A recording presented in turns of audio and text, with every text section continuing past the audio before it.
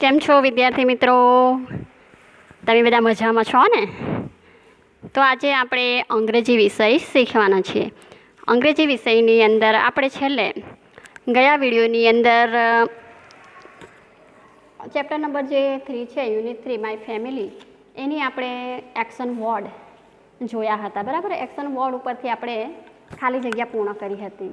તો હવે આજે આપણે રિલેટિવ્સના આધારે આપણે કેટલીક ખાલી જગ્યા જોવાના છે. જુઓ તો આપણે જોઈએ unit 3 my family, question number 1. બોક્સમાં આપેલા શબ્દો વાંચો અને ખાલી જગ્યા પૂરો. તો અહીં બોક્સની અંદર કેટલાક શબ્દો આપેલા છે તે જુઓ. કયા કયા શબ્દો આપેલા છે? તો AUNT, એન્ટ એટલે કે આંટી આપણે જે કહીએ છીએ તે કાકી, અને ગુજરાતીમાં શું કહેવાશે? કાકી. પછીનો શબ્દ છે MOTHER, મધર. તો મધર એટલે માતા. બરાબર. પછીનો શબ્દ છે જુઓ FATHER એટલે કે ફાધર. તો હવે ફાધરને શું કહેવાશે? તો પિતાજી અથવા આપણે પપ્પા કહીએ છીએ. પછી જુઓ SISTER, સિસ્ટર. તો સિસ્ટર એટલે બહેન. બરાબર. પછી જુઓ SON, સન. સન એટલે પુત્ર અથવા દીકરો. પછીના બોક્સમાં જુઓ DAUGHTER, ડોટર. ડોટર એટલે દીકરી અથવા પુત્રી. પછીના બોક્સમાં શબ્દ છે BROTHER એટલે કે બ્રધર. તો બ્રધર એટલે ભાઈ. પછીનો શબ્દ છે હસબન્ડ એટલે કે એનો સ્પેલિંગ છે HUSBAND, હસબન્ડ. બરાબર, હસબન્ડ એટલે પતિ. પછી જુઓ WIFE, વાઇફ. વાઇફ એટલે પત્ની. પછી UNCLE એટલે શું વંચાશે? અંકલ. હવે અંકલ એટલે શું કહેવાશે? અંકલ એટલે કાકા અથવા માસા. કાકા અને માસા એને અંગ્રેજીમાં આપણે કહીએ અંકલ. એવી જ રીતે આંટીનું જોયું તો કાકી હોય કે માસી હોય એને આપણે આંટી કહીએ છીએ. બરાબર. પછી આગળ જુઓ GRANDMOTHER, grandmother. Grandmother એટલે દાદી. પછી જુઓ GRANDFATHER એટલે ફાધર. શું થશે? ફાધર. બરાબર. પછી જુઓ ગ્રેન્ડફાધર એટલે દાદા. ગ્રેન્ડમધર એટલે દાદી અને ગ્રેન્ડફાધર એટલે દાદા. બરાબર. તો આ જે સંબંધીઓ આપેલા છે, બરાબર, એના આધારે આપણે ખાલી જગ્યા જે આપેલી છે એ પૂર્ણ કરવાની છે. બરાબર. તો ખાલી જગ્યા આપણે જોઈએ. જુઓ પહેલી ખાલી જગ્યા છે એમ, પછી ખાલી જગ્યા અને છેલ્લા શબ્દો આપેલા છે HER. બરાબર. જો આપણે આ આગળના જે બધા રિલેટિવ્સના સ્પેલિંગ આપણે તૈયાર કર્યા હશે તો આપણે ખાલી જગ્યા સરળતાથી પૂર્ણ કરી શકીએ છીએ. બરાબર. તો ખાલી જગ્યાની અંદર એમ પાસેથી કઈ ખાલી જગ્યા ચાલુ થાય છે તે આપણે જો આ કોષ્ટકની અંદર જોઈએ તો મધર. બરાબર. તો એ મધરનો સ્પેલિંગ છે. તો મધરનો સ્પેલિંગ શું આવશે ખાલી જગ્યાની અંદર? O અને T એટલે MOTHER, મધર. બરાબર. તો આ રીતે આપણે મધરનું સ્પેલિંગ લખી શકીએ. બરાબર. પછીનો છે જુઓ ખાલી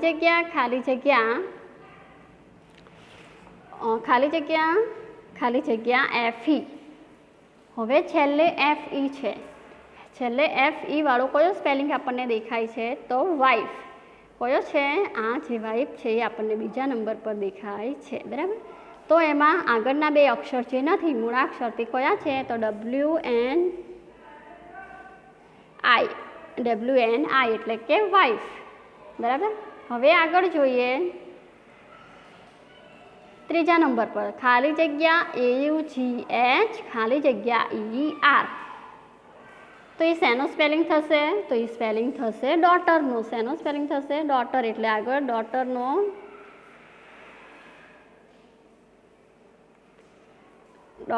આપણે D લખીશું. બરાબર. ડી ડોટરનો સ્પેલિંગ શું આવશે? DAUGH, પછી ટી અને ER તો આપેલા જ છે બરાબર.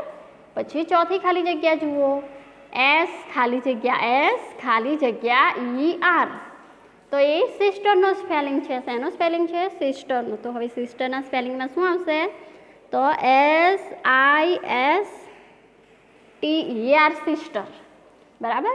એવી જ રીતે પાંચમી ખાલી જગ્યા જુઓ, તો પાંચમી ખાલી જગ્યાની અંદર AUN પછી એક જ ખાલી જગ્યા છે, તો એ કયો સ્પેલિંગ થશે? તો આંટી એટલે કે એન્ટ, એટલે ખાલી જગ્યામાં આવશે ટી બરાબર. પછી છઠ્ઠી ખાલી જગ્યા જુઓ, છઠ્ઠી ખાલી જગ્યાની અંદર શું છે? GRA ખાલી જગ્યા M ખાલી જગ્યા TH ખાલી જગ્યા. તો GRA વાળા બે સ્પેલિંગ આપણી પાસે છે બરાબર, grandmother and grandfather. તો અહીં M છે એટલે મધરનો સ્પેલિંગ હશે બરાબર ને, તો ગ્રેન્ડ મધર. તો સ્પેલિંગ શું થશે? GRA પછી શું આવશે? AND ગ્રેન્ડ, પછી મધરનો સ્પેલિંગ MOTH અને છેલ્લે ER બરાબર. પછી સાતમા નંબરની ખાલી જગ્યા જુઓ, તો સાતમા નંબરમાં છે FA ખાલી જગ્યા H ખાલી જગ્યા R, તો એ સ્પેલિંગ શેનો બનશે? ફાધરનો બનશે. તો ફાધરનો સ્પેલિંગ શું હોય છે? FATHER બરાબર. પછી એવી જ રીતે આઠમા નંબરની ખાલી જગ્યા જોઈએ, તો HU ખાલી જગ્યા પછી B ફરીથી બે ખાલી જગ્યા અને પછી D, તો એ સ્પેલિંગ શેનો બનશે? તો એ સ્પેલિંગ બનશે હસબન્ડનો. શેનો? હસબન્ડનો. તો હવે હસબન્ડનો સ્પેલિંગ યાદ છે બધાને? તો શું આવશે? HUS B આપેલો છે, પછી બે ખાલી જગ્યા છે એટલે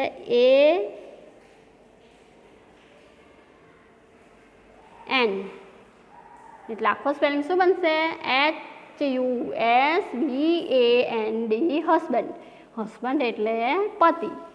હવે એવી રીતે નવમી ખાલી જગ્યા જુઓ, તો નવમી ખાલી જગ્યાની અંદર S ખાલી જગ્યા N, તો શું બનશે? આ સ્પેલિંગ બધાને ખબર છે, તો એ સ્પેલિંગમાં બનશે ઓ લાગશે એટલે સોન. શોન એટલે પુત્ર બરાબર. પછીની ખાલી જગ્યા જુઓ દસમી, તો G ખાલી જગ્યા NDF ખાલી જગ્યા HER.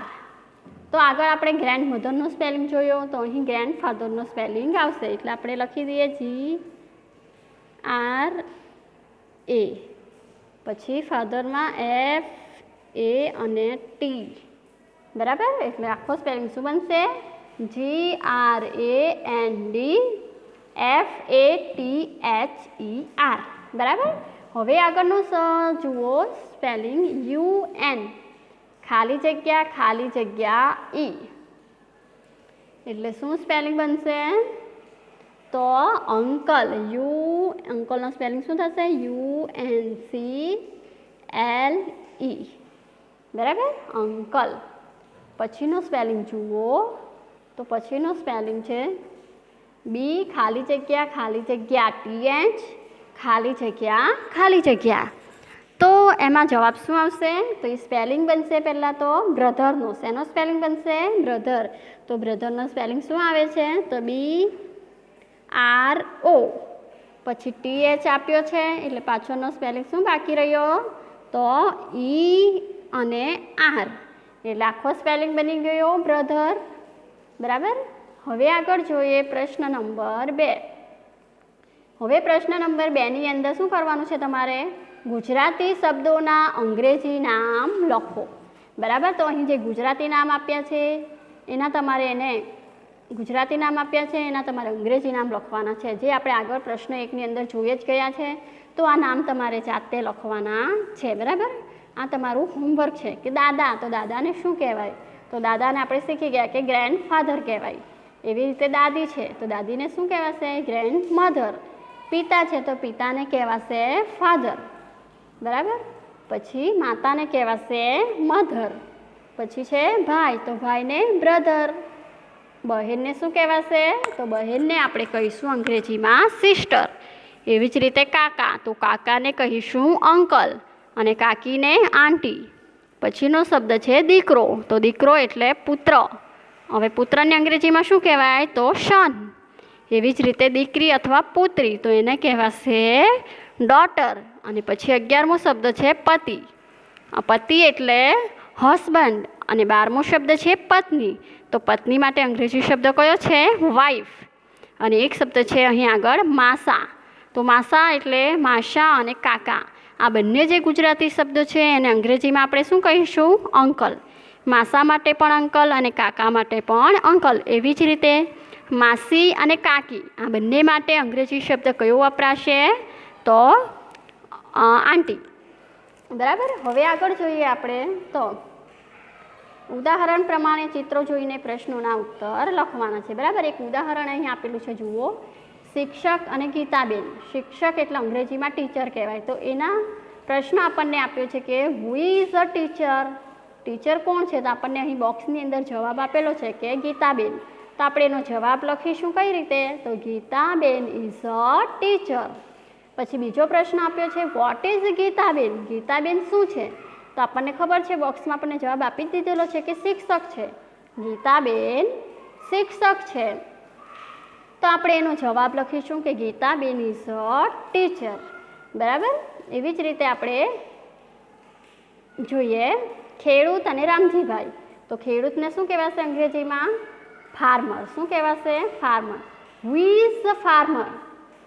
તો ફાર્મર એટલે ખેડૂત. તો કોણ છે ખેડૂત? તો આપણને અહીંયા જવાબ આપેલો છે કે રામજીભાઈ.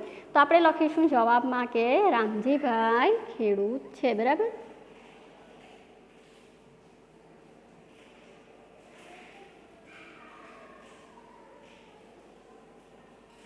રામજીભાઈ. બરાબર. પછી વોટ ઇઝ રામજીભાઈ. રામજીભાઈ શું છે? તો રામજીભાઈ ઇઝ અ ખેડૂત. એટલે ખેડૂતને શું કહેવાય? તો ફાર્મર કહેવાય. તો આપણે ફાર્મર લખીશું ફાર્મર. બરાબર. એવી જ રીતે બીજું ચિત્ર જુઓ. એમાં છે આર્ટિસ્ટ એન્ડ દર્શન. તો who is an artist. Artist કોણ છે? તો કોણ છે? દર્શન. તો આપણે દર્શનનું નામ લખી દઈશું.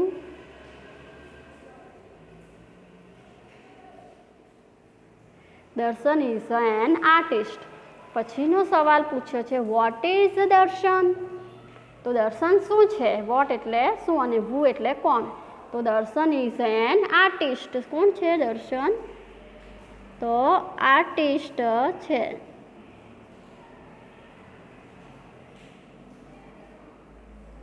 આર્ટિસ્ટ. બરાબર. હવે આગળ જોઈએ ત્રીજું ડૉક્ટર અને Mayank. Who is a doctor. Who એટલે કોણ? ડૉક્ટર કોણ છે? તો મયંક. તો આપણે મયંકનું નામ લખીશું કે મયંક ડૉક્ટર છે.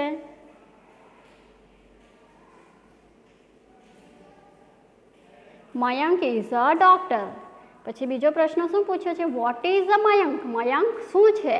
તો મયંક ડૉક્ટર છે. કોણ છે મયંક? તો મયંક ઇઝ અ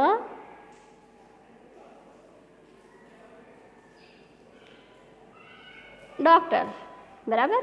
એવી જ રીતે આગળનું બોક્સ જુઓ. એમાં છે નર્સ અને શીતલ. તો હુ ઇઝ અ નર્સ. નર્સ કોણ છે? તો નર્સ છે શીતલ. કોણ છે નર્સ? શીતલ. હવે આગળનો પ્રશ્ન પૂછ્યો છે કે what is a Sheetal. Sheetal શું છે? તો શીતલ છે નર્સ. તો શીતલ ઇઝ અ નર્સ.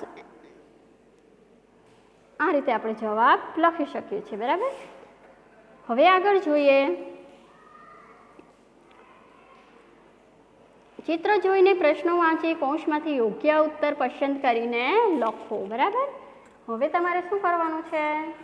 અહીં જે ચિત્ર આપેલું છે એ ચિત્ર જોવાનું છે. એનો પ્રશ્ન આપ્યો છે. એ પ્રશ્નને બે વિકલ્પો પણ આપેલા છે. એ બે વિકલ્પો, એક સાચો વિકલ્પ છે અને એક ખોટો વિકલ્પ છે. તો એ બે વિકલ્પમાંથી આપણે સાચો વિકલ્પ શોધવાનો છે. તો જુઓ ચિત્ર. એ ચિત્રમાં તમને શું દેખાય છે? તો એ પતંગનું ચિત્ર છે. બરાબર. શેનું ચિત્ર છે? પતંગનું. તો અહીં આપણને પ્રશ્ન પૂછ્યો છે કે વોટ ઇઝ ઇટ. તે શું છે? બરાબર. તો આપણે ચિત્ર જોઈએ એટલે આપણને ખબર પડી જાય કે તે પતંગ છે. હવે પતંગ માટે અંગ્રેજી શબ્દ કયો છે? તો પતંગનો અંગ્રેજી શબ્દ આપણને ખબર હોય તો આપણને જે જવાબ આપ્યા છે એ જવાબમાંથી આપણે સાચો જવાબ લખી શકીએ છીએ. બરાબર. તો પતંગને કહેવાશે કાઇટ. શું કહેવાશે? કાઇટ. તો જે કાઇટવાળો જવાબ છે તે આપણે લખીશું. બરાબર. તો આપણે અંડરલાઇન કરીએ કે ઇટ ઇઝ અ કાઇટ. બરાબર. આ એનો જવાબ આવશે. હવે આગળનું ચિત્ર જુઓ. આગળના ચિત્રમાં તમને શું દેખાય છે? તો એક ફળનું ચિત્ર દેખાય છે. બરાબર. તો એ ફળનું ચિત્રમાં કેળા છે. શું છે? કેળા. તો આપણને પ્રશ્ન પૂછે છે વોટ ઇઝ ઇટ? વોટ એટલે શું, ઇટ એટલે તે શું છે? તેના જવાબ પણ આપણને આપેલા છે કે ઇટ ઇઝ અ બનાના અને ધીસ ઇઝ અ બનાના. હવે જવાબની અંદર આપણને બંનેમાં બનાના આપ્યું છે અને ચિત્ર પણ બનાનાનું છે એટલે કે કેળાનું છે. તો હવે આપણે સાચો જવાબ કઈ રીતે શોધીશું? તો આપણે સાચો જવાબ શોધવા માટે પ્રશ્નને સમજવો પડશે. તો પ્રશ્નની અંદર આપણને વોટથી પ્રશ્ન પૂછાયેલો છે અને ઇટ શબ્દ યુઝ થયેલો છે, ઇટ શબ્દ વપરાયેલો છે. તો જ્યારે પણ આપણે જવાબ જોઈએ તો જવાબની અંદર જે જવાબ ઇટથી ચાલુ થયો હોય, શેનાથી? ઇટ શબ્દથી ચાલુ થયો હોય તે જવાબ આપણે લખવાનો. તો અહીં આપણને બે જવાબ આપ્યા છે. એક છે ધીસ ઇઝ બનાના. શું આપેલું છે? This is a banana. તો એ જવાબ ક્યાંથી ચાલુ થાય છે? ધીસથી ચાલુ થાય છે. અને બીજો જવાબ જે છે ઇટ ઇઝ અ બનાના. તો આ જે જવાબ છે, પહેલો જે જવાબ છે ઇટથી ચાલુ થાય છે. બરાબર. તો એનો જવાબ આવશે ઇટ ઇઝ અ બનાના. તો આપણે એની નીચે અંડરલાઇન કરી દઈએ. પછી આગળ જુઓ આગળનું ચિત્ર. તો આગળના ચિત્રની અંદર તમને શું દેખાય છે? તો એ છે ટામેટું. શું છે? ટામેટું. તો હવે ટામેટાને અંગ્રેજીમાં શું કહેવાશે? તો ટોમેટો. હવે પ્રશ્ન જોઈએ તો વોટ ઇઝ ધીસ? આ શું છે? ધીસ એટલે આ. અને એના બે જવાબ આપ્યા છે, ધીસ ઇઝ ટોમેટો અને ઇટ ઇઝ અ ટોમેટો. બરાબર. તો આપણે સાચો જવાબ લખવાનો છે પણ બંને વિકલ્પની અંદર ટોમેટો જવાબ આપેલો છે આપણને. તો આપણે શું કરવું પડશે? સાચો જવાબ શોધવા માટે પ્રશ્નને સમજવો પડશે. પ્રશ્નની અંદર ધીસ શબ્દ વપરાયેલો છે એટલે ધીસવાળો જે જવાબ હશે તે આપણે લખીશું. તો એક જવાબ છે ઇટ ઇઝ વાળો, ઇટ ઇઝ ટોમેટો, અને બીજો જવાબ છે ધીસ ઇઝ ટોમેટો. તો આપણે ધીસ ઇઝ ટોમેટો વાળો જે જવાબ છે એ જવાબ લખીશું. બરાબર. તો આપણે ધીસ ઇઝ ટોમેટો લખી દઈએ. પછી આગળનું ચિત્ર જુઓ. ચિત્ર નંબર 4. ચોથા નંબરના ચિત્રમાં તમને એક દડો દેખાય છે એટલે કે બોલ દેખાય છે. બરાબર. તો એ વોટ ઇઝ ઇટ? તે શું છે? આપણને પ્રશ્ન પૂછ્યો છે કે વોટ ઇઝ ઇટ? તે શું છે? તો એના બે જવાબ પણ આપેલા છે, ઇટ ઇઝ અ બોલ એન્ડ ધીસ ઇઝ અ બોલ. બરાબર. તો આપણે પ્રશ્નની અંદર જે ઇટ છે તો ઇટથી જે પ્રશ્ન જે જવાબ ચાલુ થતો હોય એ આપણે લખવાનો છે. બરાબર. તો ઇટ ઇઝ અ બોલ. કયો જવાબ આવશે? ઇટ ઇઝ અ બોલ. બરાબર. અહીં અ લખવાનો. તો આપણે એ જવાબ અંડરલાઇન કરીશું. એવી જ રીતે આગળનું ચિત્ર જુઓ. આગળના ચિત્રની અંદર તમને શું દેખાય છે? તો એક ફૂલ છે. બરાબર. ગુલાબનું ફૂલ દેખાય છે. તો એનો પ્રશ્ન પૂછ્યો છે વોટ ઇઝ ઇટ? તે શું છે? અને બે જવાબ આપ્યા છે, it is rose and this is rose. તે ગુલાબ છે અને આ ગુલાબ છે. ચિત્ર તો ગુલાબનું છે જ એટલે આપણે ઓળખી ગયા કે આ ગુલાબ છે. હવે સાચો જવાબ આપણે શોધવા માટે આપણે પ્રશ્નને સમજવો પડે કે વોટ ઇઝ ઇટ? તે શું છે એવું પૂછ્યું છે, કે આ શું છે એવું નથી પૂછ્યું. આપણને શું પૂછ્યું છે? ઇટથી પ્રશ્ન પૂછ્યો, વોટથી પ્રશ્ન પૂછેલો છે પણ ઇટ શબ્દ વપરાયો છે. તો તે ગુલાબ છે. કયો જવાબ આવશે? તે ગુલાબ છે એટલે કે ઇટ ઇઝ અ રોઝ. બરાબર. એવી જ રીતે આગળનું ચિત્ર જુઓ. તો આગળના ચિત્રમાં શું દેખાય છે? સફરજન. બરાબર. સફરજનને શું કહેવાશે? એપલ. તો પ્રશ્ન પૂછ્યો છે વોટ ઇઝ ધીસ? આ શું છે? ધીસ એટલે આ શું છે? તો it is an apple and this is an apple. તો અહીં આપણે જવાબ કઈ રીતે શોધીશું? તો જવાબ આપણે જે જવાબ ધીસથી ચાલુ થયો હોય એ જવાબ આવશે. તો ધીસ ઇઝ એન એપલ. બરાબર. તો આ રીતે આપણે એનો જવાબ લખી શકીએ છીએ. તો મિત્રો આપણે આ ટોપિકને અહીં પૂર્ણ કરીએ છીએ અને નવા ટોપિક સાથે આપણે